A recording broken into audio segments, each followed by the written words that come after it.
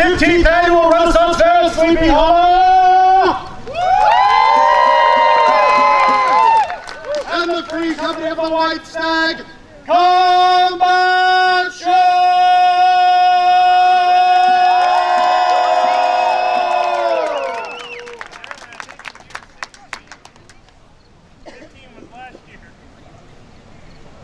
Now, if you're like most of our crowds, you're thinking two things right now. One, what happened to his accent? Two, what's a free company? Well, though I am Irish, I wasn't born there. And two, a free company is a mercenary company. These are fighting men and women who fight not for God, Queen, and country. They fight for money! And we find that that is the perfect metaphor to bring you the various peoples, fighting styles, and historical episodes we're going to show you today. And it's the perfect thing for Pirate Weekend! But you didn't come to listen to me talk about history. You came to see a fight! Without further ado, fighters, play on!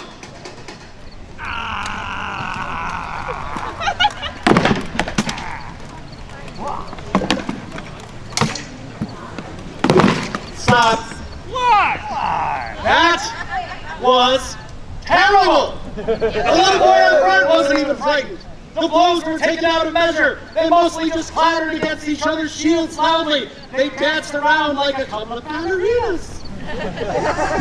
Yet this is the caliber of fighting that you see in theatrical representations like stage and screen.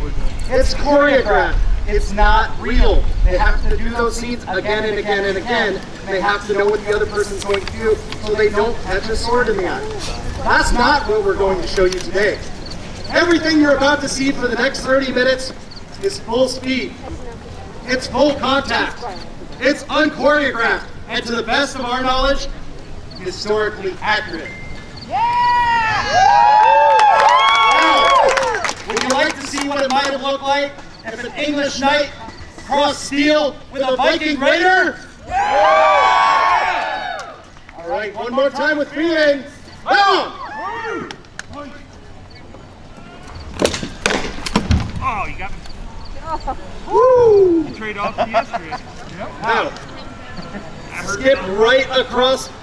If you look very closely, you can see a crease across Canute's shirt. Struck him a blow over the top of his shield, right to the right quadrant of the chest. Now, while that might not have penetrated the ribs and pierced the lung, it would have broken all the ribs under that cut. That's his sword side. It would be difficult to swing the sword, and Sir Cedric would end him quickly. Did it look a little bit different? Now, we're going to move forward through the ages and talk about the development of weapons and armor and show you some various combat styles. Now, what we're going to show you today is not the bulk of history. It's Pirate Weekend. We're going to show you the edge cases. We're going to look at some of the wacky things that probably occurred. Now, who cares to take a guess what the most dangerous weapon of all time is?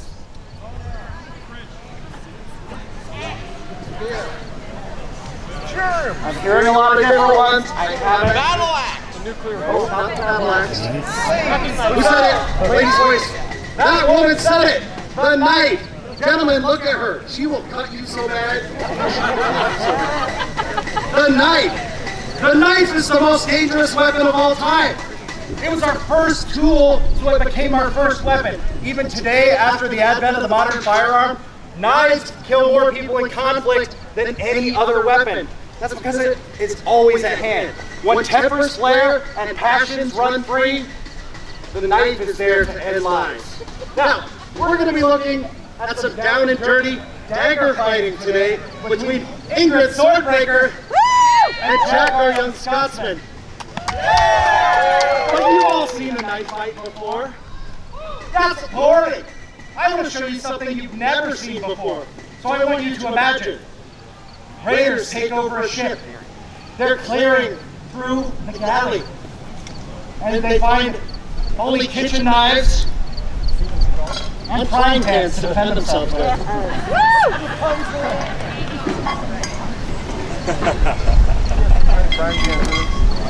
Now this 3-pound chunk of cast iron is going to be the only thing that stands between them and a kitchen knife in the throat. Ingrid, are you ready? Yeah! Jack, are you ready? Aye! Lay on! Ah, get in there. Serve them up some blood. Screw each other! Hold! Oh! Oh! Now, does anybody doubt that this is unchoreographed fighting? Yes. He just stabbed a high-carbon steel combat-ready blade straight through her shirt. She is wearing a hard chest protector, ladies, so she is okay and uninjured. But we're not putting on a show out here today. We're really fighting. Now, let me talk a minute about how we fight and judge this. They ignore a lot of incidental contact. Simple cuts in the heat of battle with the adrenaline running high, you're going to ignore. We need to fight to a definitive blow. So any hard thrust or cut to the upper leg is going to impair your ability to put weight on that or open up a blood vessel. That's a definitive blow. Any thrust or cut to the lower abdomen, that's going to pierce the intestines, possibly spill them on the ground. That's a definitive blow. Any hard thrust to the upper abdomen like that, that's going to get through the ribs and pierce the lungs. That would have been a definitive blow. Any deep cut to this upper arm is going to lacerate the bicep or tricep muscles, making it impossible to flex or extend that arm, impossible to wield the weapon. Then finally, almost any hit to the head can potentially stun an opponent and remove their ability to continue the fight. Now, on any given day, one of us can take out the other if we're having a bad day. So we're going to fight best of 3 falls. We're 1 fall to Jack. Yeah, Jack! Woo! Yeah. Fighters, are you ready? Aye. Lay on. Come on, Ingrid, get in there. Take note of the difference in style. Jack has inside out, Ingrid has bottom out. Launches a cut at his upper arm but does not connect. Neither one is wanting to clear the distance here. Fighting very cautiously. Now, Ingrid thrust her pan forward, driving his up so that it couldn't block. She stepped to the left to stay away from his and cut him across the abdomen. It wasn't a very deep cut, but who here's been stabbed in the stomach with a knife? It's Smarts! Okay, that would have definitely taken the starch out of the sheets. That puts us 1 fall each. Fighters, are you ready? Yes! Aye. Lay on! Pan him! Pan him!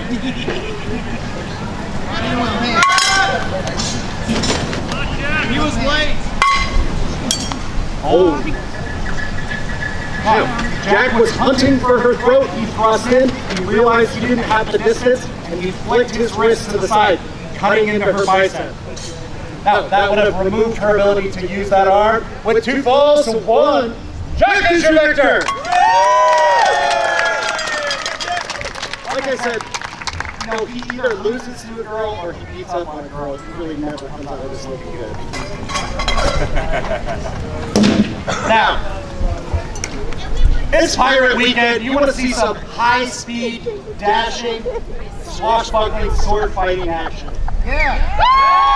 Right? So we're going to see young Wolfgang, our latchneck, fight Eric, our seasoned veteran. Woo! But like I said, I can't just show you a simple fight. It's Pirate Weekend.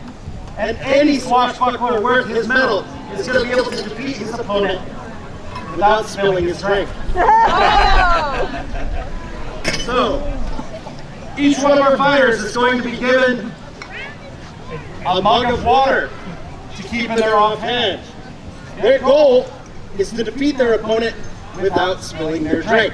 Now, if they strike their opponent a definitive blow, but they spill the drink, it's not going to count. We'll refill the mugs, we'll reset. I want a clean blow and full mugs. Fighters, are you ready?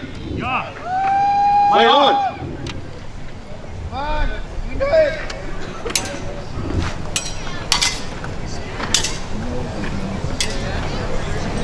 Now they're being very careful about how they dash in because they don't want to slosh that mug. Hold. Now, Eric flicks his sword high. Wolfgang rises into a high guard to protect his head, and Eric simply slashes him across the chest. Neither man spilled their drink. That's one fall to Eric! Fighters, are you ready? Play on! Come on, Wolfgang. Show Oh, 'em. okay, you can do it. A couple of seasoned drinkers here. Watch how they guard those mugs. Ow. A thrust to the chest of Wolfgang. They couldn't quite get there. You couldn't see it because his back was to you. But Eric missed by about that much, just about 4 inches short. But Wolfgang put his weight onto the front leg and hinged at the hip for that extra reach to slash. We're one fall each. Who will be the victor, Wolfgang? Or Eric? Fighters, play on!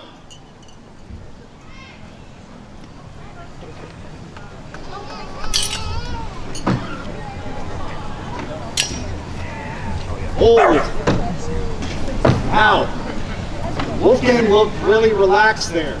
He thought he was solidly outside of Eric's range. And Eric thrust up to the underarm here on the right side. Now that could have easily pierced the lung, made it difficult for him to breathe. But even getting stabbed, didn't spill it. Yeah. Eric is your victor!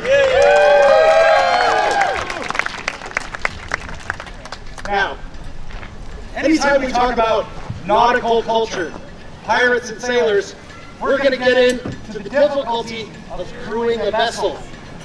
Has anybody heard the term Shanghai? Yeah.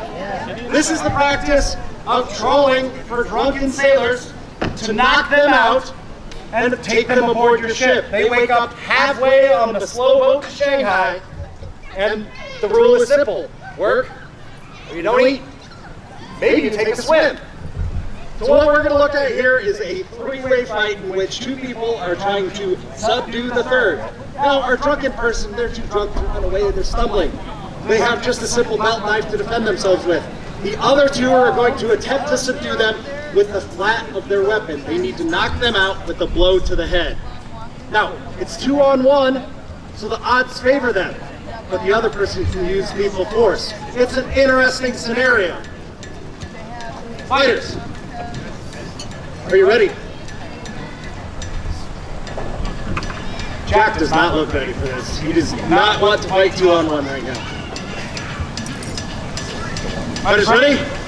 Yeah. Right on! Go, Jack. Now, Jack is rotating. He's trying to keep them both in front of him. Jack. Oh! Start Daniel a cut across the hip there.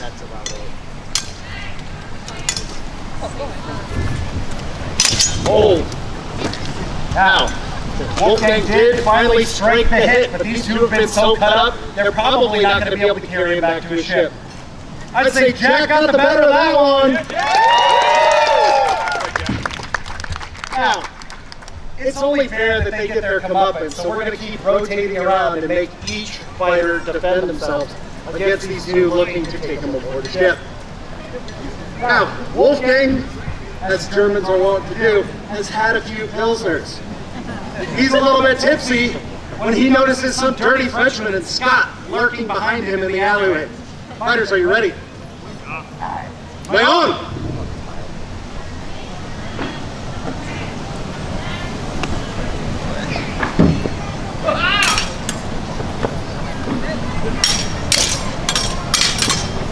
Hold. Now, a blow right to the crown of the head that probably would have dropped him after he completely tore up the side of Jack's arm. But our kidnappers got the better of that exchange. Now we're going to see Sir Daniel Lestrange step into the shoes of the kidnapped here. He's been out, wine, women, and song, as Frenchmen are wont to do. Jack over here put on a little rouge and lipstick and winked at him Bugs Bunny style to lure him into a back alley, only to see that Wolfgang's there, and he's not into this 3-way. Fighters, are you ready? Play on!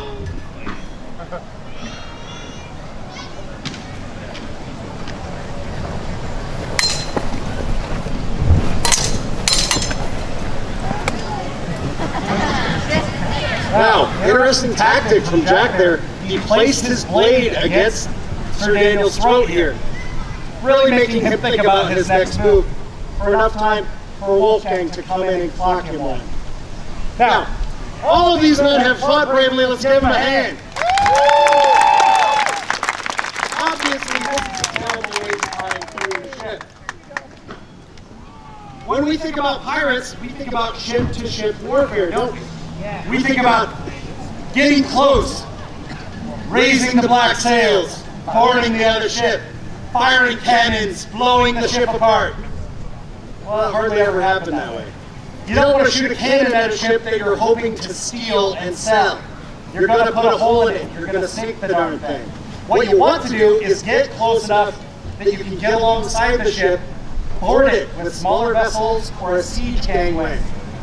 One of the ways that you get on board climbing up is with the tool of a specialized axe called a boarding axe. This is a simple hand axe with a wooden grip handle that you drive into the side of the hull or hook over the gunnels to haul yourself aboard. You've got a grappling hook and rope in one hand and the boarding axe in the other, and you're working your way on board. Now, this usually was accompanied by a short blade like a cutlass. These two are going to be fighting with Viking sax knives. That's S-E-A-X. Be careful when you Google. We're going to see Eric, our veteran, fighting against Knut the Brute. Fighters, are you ready? Lay on! Get in there. Now, two-weapon fighting like this is going to be fast and furious action, so watch close.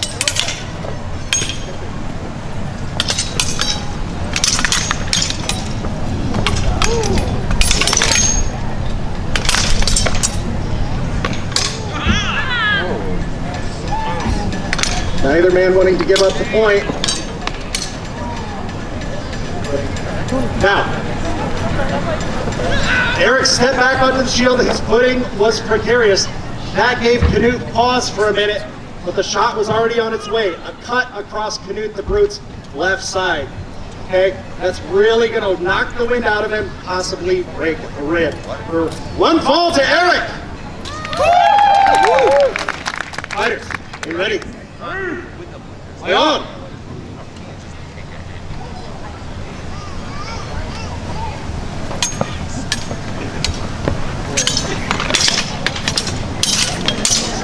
Wow! Hooked Eric's axe, and Knut set his feet. He knows that he has the weight advantage. He's going to pull Eric into him. Eric at first resisted that. When he knew Knut was pulling good and hard, he let himself go and came into an overhand right, cutting across Knut the Brute's face and getting the second touch. Eric is your victor!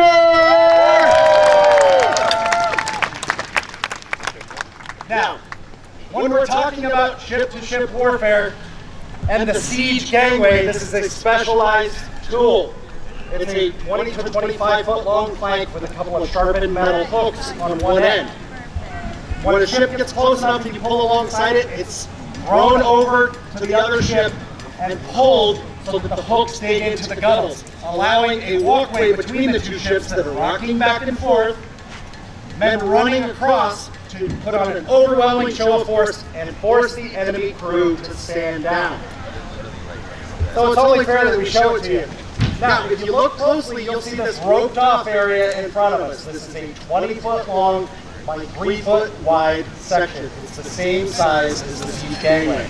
Now, we're going to watch our siegers here attempt to cross the gangway while our two stalwart knights defend all the innocent women and children on the ship at the end of the gangway. Sir Daniel the Stranger, are you ready? Sir Cedric Gifford, are you ready? Jersey Pirates, are you ready? Play on!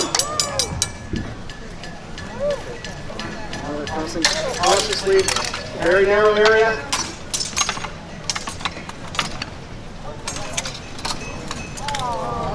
Now, notice how little space they have to move in.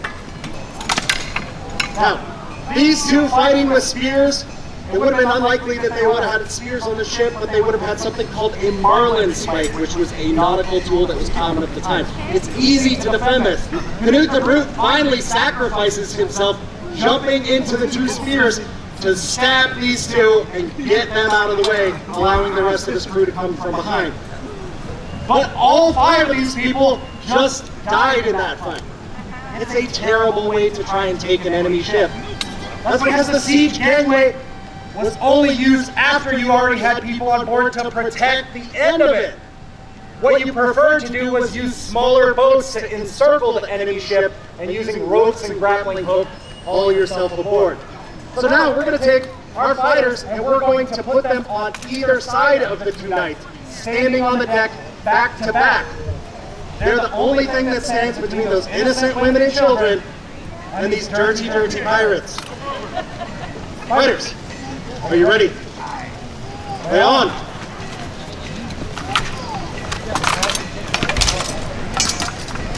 Now, the knights get their licks in, but they're easily overcome because they can't protect all sides at once. Our pirates have taken the ship. Now, you've seen a lot of different fighting styles out here today. Mostly you've seen one-on-one, small engagements. Well, that's hardly ever how history went down. People fought in groups, and sometimes the sides weren't clear. So we're doing something for you this weekend that we've never done other than yesterday in our shows before. A battle royale! All of these fighters have been allowed to choose the weapon of their choice. Anything goes. We're going to see all of them line up and throw down. Do you want to see it? Yeah!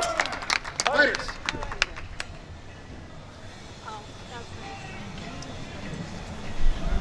Now notice young Jack gearing up with his charge. Wolfgang picking up a shield. Canute the Brute has up into the reach of the spear. Eric gonna fall back on his 2-weapon fighting. Sir Cedric with a truly knightly weapon, the long sword. Sir Daniel Lestrange with a long sword and an arming sword. That's not a one-handed sword, but he's expecting that he might be disarmed. And Ingrid, Swordbreaker, with the sword and dagger. Fighters, to the ready? Fight on! Canute the Brute doesn't want anybody behind him. Fighting 2-on-1. Gets in a thrust. Build our 2 shielded fighters down there. Now we've got Sir Cedric facing off against Eric. Canute the Brute running in with the spear. Sir Cedric fends him off. Now, Canute got in a thrust to Eric's head. It was a little bit hard. Snapped his head back, but he was looking for Sir Cedric to take his head off with that longsword. He turned just in time to get a thrust in here, right above the kidney belt. Eviscerating Sir Cedric Gifford. Canute is your victor! Now, you've seen us lay our bodies on the line for your entertainment. You okay? I want to thank you all for laying your bodies on the line just by coming here today. In this time of COVID-19, when anytime you go outside your door, you could potentially get sick, fall ill, maybe even die, going out and living your life is a courageous choice. I want to thank you for being here to support the Renaissance Fair at Sleepy Hollow. This is the only Renaissance Fair in 5 hours until St. Louis, the only Renaissance Fair of its size that isn't canceled. Normally we do 7 weekends a year putting on shows like this for you folks out here, entertaining and educating. All of our other shows for the year have been canceled. We're happy to be here at our home Renaissance Fair where we're Des Moines based, to be with the crowds we love and be able to share our passion with you.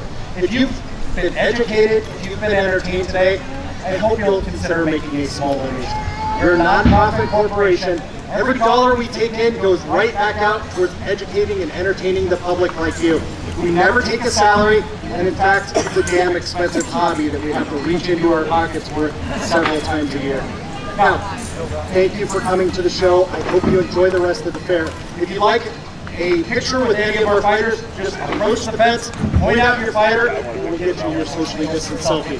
Thank you. We have been the Free Company of the White Stag.